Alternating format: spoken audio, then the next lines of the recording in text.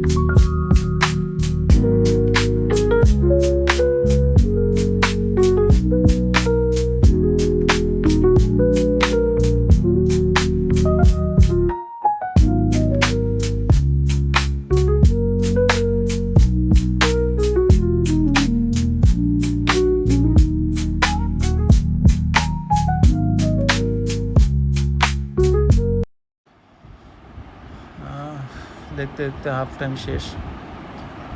তো হাফ টাইমের পর কয়েকটা ভালো অ্যাটাক করার চেষ্টা করি, কিন্তু এই জায়গায় অপোনেন্টের ক্যানাভার বল আটকায় ফেলে, যে কারণে ঠিকঠাক মতো ভিতরে ঢুকতে পারতেছিলাম না। প্রত্যেকবারই অপোনেন্টের ডিফেন্ডার আগে আসতেছিল, আগে এসে বল সেভ করে ফেলতেছিল। তো একটু পরপর কাউন্টার অ্যাটাক যাওয়ার চেষ্টা করতেছি। তো এই জায়গায় ভালো একটা সুযোগ পাই, কিন্তু অপোনেন্ট এই জায়গায় ফাউল করে, কিন্তু অবশ্যই ফাউল কাউন্ট হয় না। তো প্রত্যেকবার এরকম কাউন্টার অ্যাটাকে যেতেছি, কিন্তু বল হোল্ড করতে না পারায় ভালো একটা অ্যাটাক হইতেছে না।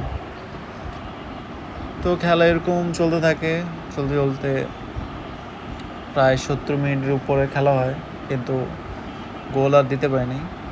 তো অপোনেন্ট এই জায়গায় ভালো একটা রান মেক করে, কিন্তু একটা সুন্দর ট্যাকল করার কারণে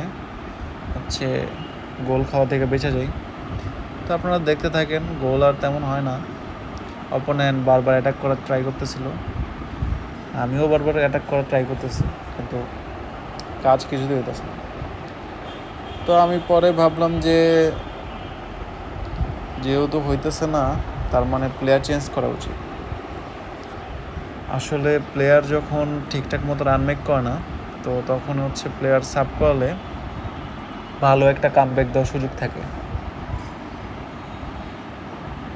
তো আমি এই জায়গায় একটা কাউন্টার অ্যাটাক করি, আমার নেব্বেট সুন্দর মতো যায়, কিন্তু ফিনিশিংয়ের ক্ষেত্রে দুর্বলতা দেখা দিতেছে, যে কারণে হচ্ছে প্রত্যেকবারই ভালো কাউন্টার হইলেও গোল দিতে পারতেছি না।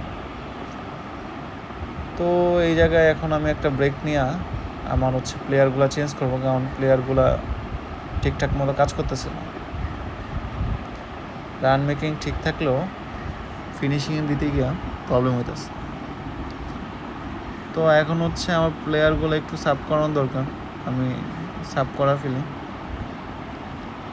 এক্ষেত্রে আমি রিভালদোকে নামাই আর হচ্ছে রোনালদিনহো।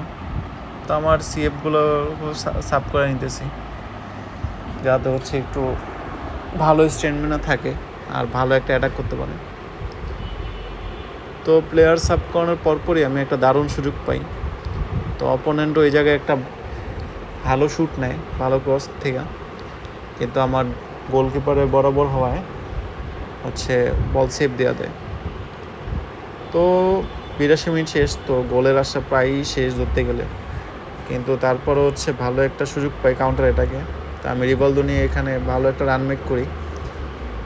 রান মেক করার পর আমি একটা ভালো থ্রো পাস দিই, দেওয়ার পর এই জায়গায় আমার রিভালদো ভালো একটা কাজ করে, আর আমার রোনালদিনহো পজিশন মতো থাকায় হচ্ছে গোলটা দিয়ে দিতে পারে। তো সাব করানোর 5 মিনিটের মধ্যেই হচ্ছে আমি গোল পাই। আসলে এটাই ভালো লাগে যখন হচ্ছে আপনি স্কোর করেন। তো এরপর খেলা চলতে থাকে আর গোল হয় না, যেহেতু অলরেডি 86 মিনিট চলে গেছে। তো এই জায়গায় একটা ভালো সুযোগ থাকার পরও অপোনেন্ট গোল মিস করে, অপোনেন্ট একটা সুন্দর কাউন্টার অ্যাটাকে যায়। তারপরও গোলটা হয় নাই, কারণ আমার গোলকিপার তা সেভ দেওয়া দেয়, পজিশন মতো থাকে।